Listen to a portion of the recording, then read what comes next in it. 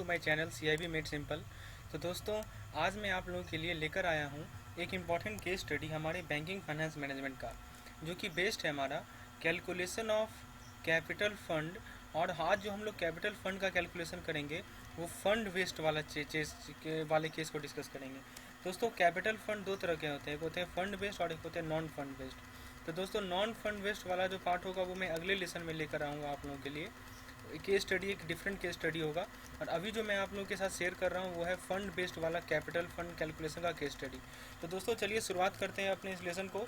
मैं आप लोगों को डिफरेंट टाइप ऑफ BFM के जितने भी पॉसिबल केस स्टडी हैं वो सब के सब आपको करवा दूंगा, और एक क्वेश्चन को मैं 2-3 तरीके से भी मैं समझाऊंगा, ताकि आपको वो चीज़ दिमाग में बैठ जाएगी कैसे उसे अटैम्प्ट करना है, और उन तरीकों में से जो आपको आसान लगे उससे आप लोग उसे सॉल्व करें। तो चलिए दोस्तों, देखते हैं इस क्वेश्चन को। आइए समझते हैं एक पॉइंट को, किस तरह का ये क्वेश्चन होता है। देखिए, पूछा गया है कि पॉपुलर बैंक एक लीडिंग बैंक है, ठीक है, किसी पब्लिक सेक्टर बैंक है पॉपुलर बैंक नाम का, और उसका 31/8/2008 का जो उसका बैलेंस शीट है, 31 अगस्त का जो बैलेंस शीट है वो interbank call money market lending है। और देखिए, दो चीज़ हो रहा है, एक हो रहा है interbank call money market lending, और एक होता है लोन और रीफाइनेंस। तो ये जो बैंक है वो दो चीज़ में पार्टिसिपेट कर रही है। वो क्या क्या चीज़ है दोस्तों? एक है interbank call money market lending और दूसरा है रीफाइनेंस लोन। तो इन दोनों चीज़ में ये बैंक पार्टिसिपेट कर रही है। तो सबसे पहला जो केस हमें फर्स्ट नंबर दिया गया है उसमें बताया गया है कॉल मनी लैंडिंग ₹1100 करोड़ विच कंप्राइजेज। मतलब ये जो बैंक है वो 1100 करोड़ रुपया जो है कॉल मनी लैंडिंग में ये लगा रही है, ठीक है। और उस 1100 करोड़ का बाइफर्केशन हमें नीचे दिया गया है। देखिए, उस 1100 करोड़ में से 500 करोड़ रुपया जो है वो दूसरे पब्लिक सेक्टर बैंक को दी गई है, जिसका CRAR 10% है। फिर उसमें से 300 करोड़ रुपया जो है किसी प्राइवेट बैंक को दी गई है, जिसका CRAR 14% है। उसमें से 200 करोड़ रुपया किसी शेड्यूल बैंक को दी गई है, जिसका CRAR 8% है। उसमें 50 करोड़ रुपया किसी नॉन शेड्यूल बैंक को दी गई है, जिसका CRAR 15% है। 50 करोड़ और रुपया दूसरे नॉन शेड्यूल बैंक को दी गई है, जिसका CRAR 5.5% है। तो दोस्तों, ये बाइफर्केशन हमें क्वेश्चन में दी गई है। इसके लिए आपको चिंता नहीं करना ये कहाँ से आया, ये आपको क्वेश्चन में दी जाएगी।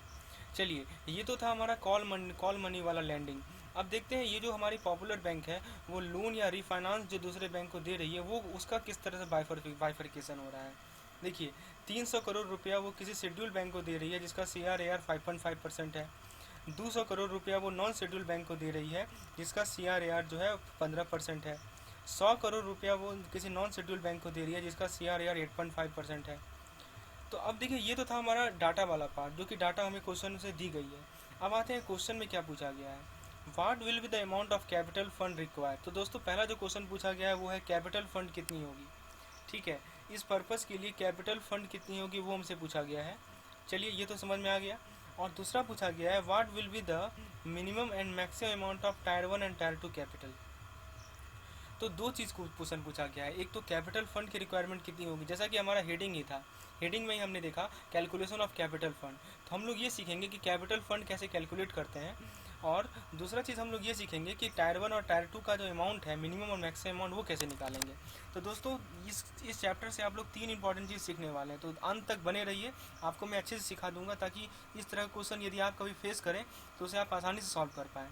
तो देखिए दोस्तों, यहाँ पे कुछ RBI की गाइडलाइंस है वो हमें फॉलो करनी है। वो देखिए क्या कहता है, वो ये कहता है कि जो बैंक पे जो क्लेम है, ठीक है, जो भी बैंक हमारे भारत में है या कोई भी फॉरेन बैंक है, उन पे जो क्लेम है उनका रिस्क वेट इस तरह कैलकुलेट किया जाएगा। देखिए उसका नियम क्या है। देखिए, कोई भी शेड्यूल बैंक यदि है, ठीक है, और उनका मिनिमम CRAR, ध्यान दीजिएगा दोस्तों, मिनिमम वर्ड यहाँ लिखा हुआ है। मिनिमम का मतलब क्या हुआ कि उनका CRAR यदि 9% हो या 9 से ज़्यादा हो, तब उनका जो रिस्क वेट होगा वो 20% होगा। दोस्तों, ये रिस्क वेट आपको क्वेश्चन में दिया रहेगा, इसके लिए आपको निश्चिंत रहना है, ठीक है।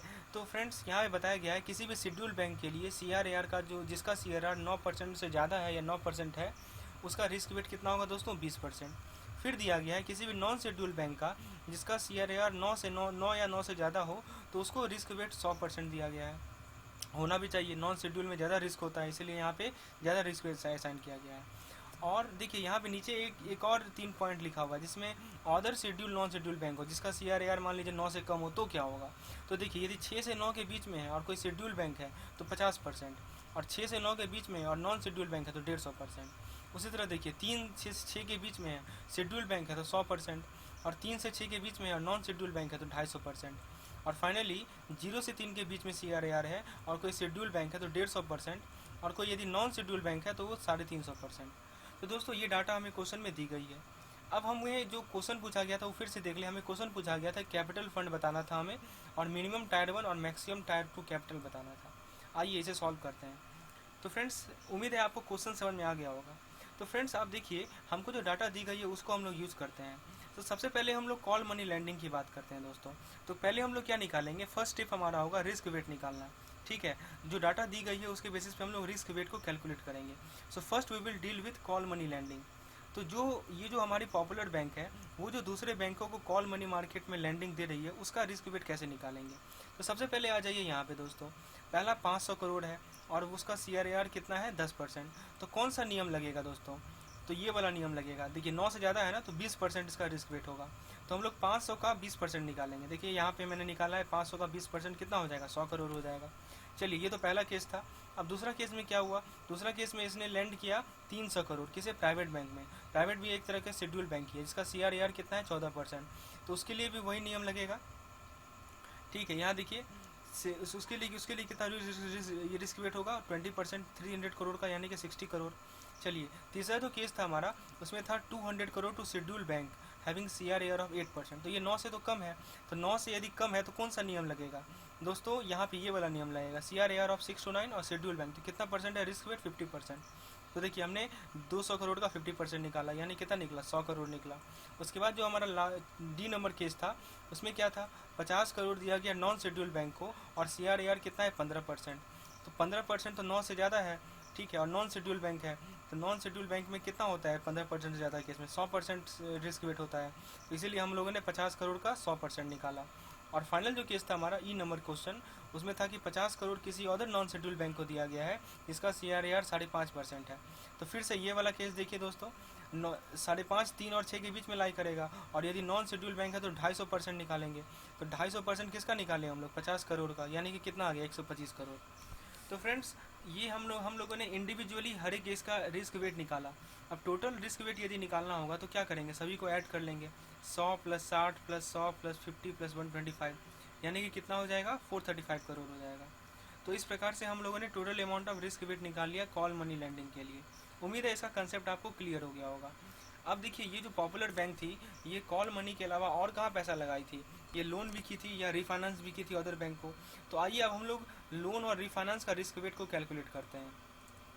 तो दोस्तों देखिए लोन वाला जो केस है उसमें देखते हैं, पहला 300 करोड़ दी किसी शेड्यूल बैंक को और CRAR कितना है 5.5% है। तो फिर से आ जाइए 5.5% 3 और 6 के बीच में लाई करेगा, और शेड्यूल बैंक है तो 100% रिस्क वेट होगा। तो यहाँ पे हम लोगों ने 300 करोड़ का 100% निकाला यानी कि 300 करोड़ निकला। फिर उसके बाद दूसरा जो लैंडिंग की है लोन दी है वो 200 करोड़ दी है किसी नॉन शेड्यूल बैंक को, और CRAR कितना है 15%। तो फिर से आ जाइए यहाँ पे नॉन शेड्यूल बैंक है, रिस्क 9 से ज़्यादा है तो 100% रिस्क वेट होगा। तो हम लोग क्या करेंगे, हम लोग यहाँ पे 200 करोड़ का 100% निकालेंगे। और जो फाइनल केस है हमारा उसमें बताइए, देखिए कि 100 करोड़ दी गई है नॉन शेड्यूल बैंक को, CRAR है 8.5%। तो फिर से ये वाला केस देखिए 6 से 9 के बीच में नॉन शेड्यूल बैंक का जो रिस्क वेट है वो है 150%। तो 150% हम लोग निकालेंगे 100 करोड़ का यानी कि 150 करोड़।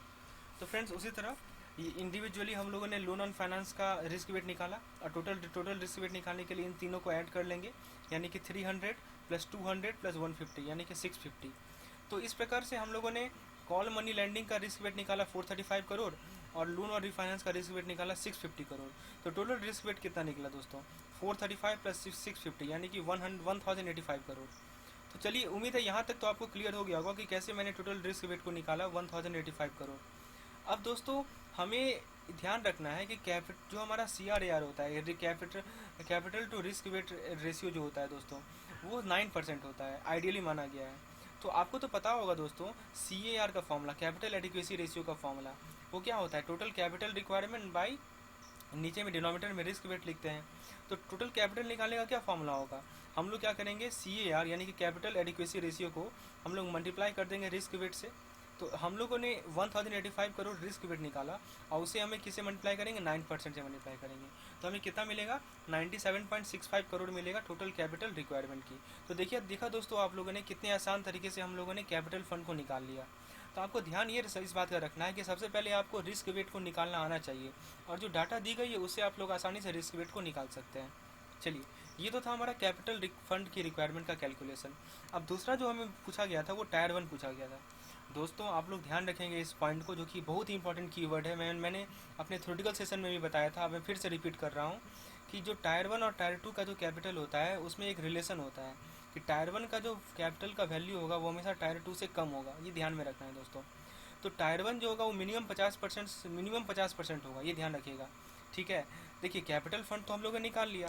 अब कैपिटल फंड में भी आप लोग जानते होंगे टायर 1 कैपिटल होता है, टायर 2 कैपिटल होता है, फिर कुछ हमारा और भी तरह का कैपिटल होता है। मैंने पूरा अच्छे से डिस्कस किया है, मेरे उस चैप्टर में चले जाइए आप, इसका लिंक मैं डिस्क्रिप्शन में दे रहा हूँ, आप वहाँ पे देख लीजिए। और भी तरह के कैपिटल को मैंने एकदम डिटेल में समझाया है।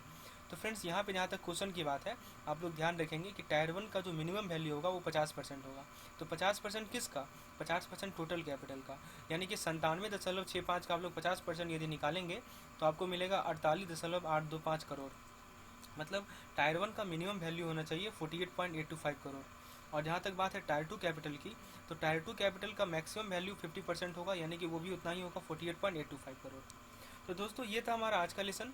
उम्मीद है आपको चीज़ें समझ में आ गई होंगी और आपका धीरे धीरे कंसेप्ट बिल्डअप होते जा रहा होगा, आप बीएफएम को एंजॉय करने लगे होंगे। तो यदि दोस्तों आपको बीएफएम अब आसान लग रहा है तो दोस्तों कमेंट सेक्शन में ज़रूर बताइए कि ये आसान में मेरा कितना ये रोल था, मेरे जो वीडियो लेसन है वो कितना अहम रोल प्ले कर रहे हैं आपके इस कंसेप्ट को क्लियर करने में। इससे मुझे मोटिवेशन भी मिलेगा और साथ ही साथ मैं इस तरह के और भी लेसन आप लोगों के साथ लेकर आऊँगा। दोस्तों जो लोग फेसबुक ग्रुप से नहीं जुड़े हैं वो कृपया कर फेसबुक ग्रुप से जुड़ जाएं, उसका लिंक मैं डिस्क्रिप्शन में दे रहा हूँ। और फ्रेंड्स इस चैनल को ज़रूर सब्सक्राइब करें, यदि लेसन पसंद आया हो तो उसे लाइक करें और दोस्तों के साथ शेयर करें। धन्यवाद।